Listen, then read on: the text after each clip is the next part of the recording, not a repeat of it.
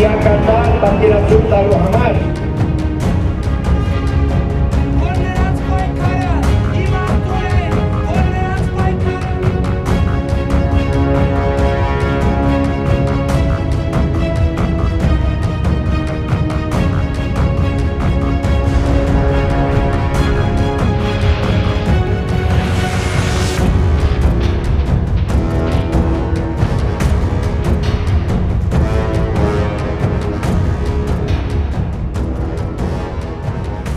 ...2018-ci il aprel ayında baş vermiş seçkilərdə Sarkisyanın yenidən baş nazir seçilməsi Ermənistan daxilində ciddi qarşıdurmalara səbəb oldu.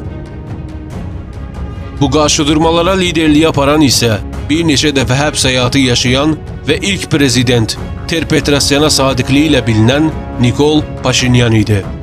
Paşinyan hər nə qədər medianın gözündə xalqın seçdiyi lider olaraq göstərilsə də, bir çox tədqiqatçılara görə o, Soros dərnəyinin sadəcə bir məhsuludur. Bu fikri Azərbaycan prezidenti İlham Əliyev də beynəlxalq mediaya çıxışlarında dəfələrlə bildirib. Buna baxmayaraq, demokrat bir kimliyə bürünən Paşinyan, Sarkisyanın istefası nəticəsində Ermənistanın yeni baş naziri seçilə bilmişdir. Seçildiyi ilk günlərdən ictimaiyyətə verdiyi mesajda Ermənistanın demokratik bir ölkə olacağını, bölgənin sabitliyi və inkişafı üçün əhəmiyyətli olan Dağlıq Qarabağ həll prosesini sürətləndirəcəyini bildirmişdir. Fəqət verdiyi vədləri, iqtisadi inkişafı və pandemiya şəraitində erməni xalqının maraqlarını qorumağa nail ola bilməyən Paşinyan çıxış yolunu Azərbaycan ilə müharibədə gördü. Problemi daha yaxşı anlamaq üçün Paşinyanın kim olduğunu bilmək lazımdır. Bəs Paşinyan kimdir? Nikol Paşinyan 1975-ci il Ermənistanda İcevan rayonunda anadan olmuşdur. O İrəvana jurnalistika təhsili almaq üçün getsə də, siyasi fəaliyyətinə görə universitetdən qovulmuşdur. Jurnalistika fəaliyyətində müxtəlif siyasi ictimai şəxsləri şərlədiyi üçün bir neçə dəfə həbs həyatı yaşamışdır. Jurnalistika fəaliyyətində daha çox qara propagandadan istifadə etdiyi bilinir. O 2008-ci il seçkilərində Dağlıq Qarabağ konfliktini başladan Ter-Petrosyanı müdafiə edərək millət vəkili namizədi olmuşdur. Fəqət bu proses həm Petrosyanın, həm də özünün seçkidə məğlub olması ilə tamamlanmışdır. Bu məğlubiyyəti qəbul etməyən Paşinyan İrəvanda müxtəlif etirazlara liderlik etmişdir. Bundan sonra Qarabağ klanına bəslədiyi nifrət daha da şiddətlənmişdir. Əlbəttə, Paşinyanın başlatdığı bu prosesə bir çox qüvvələr öz çıxarları üçün dəstək vermişdir. Bu qüvvələrin arasında George Soros diqqəti cəlb edir. Paşinyan etirazlara rəhbərlik üçün həbs edilir. Fəqət 2011-ci ildə həbsdən azad olan Paşinyan 2012-ci ildə millət vəkili seçilərək siyasi fəaliyyətə yenidən qayıdır. Mənbələrə görə 2018-ci ildə Paşinyan Sarkisyanın yenidən baş nazir seçilməsini əngəlləmək üçün George Soros dəstəyi ilə yenidən intensiv etirazları başladır.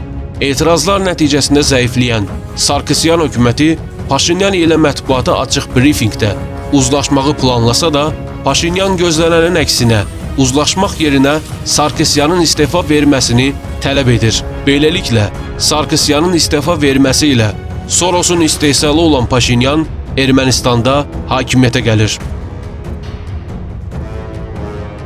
İlk başlarda demokratiya, iqtisadi inkişaf və Dağlıq Qarabağ konfliktinin həll olmasında səy göstərəcəyini müxtəlif kürsüdən səsləndirən Paşinyan ilk olaraq ölkə daxilindən Rusiya təsirini azaltmağı və Avropa İttifaqı ilə əlaqələri gücləndirməyi güddü.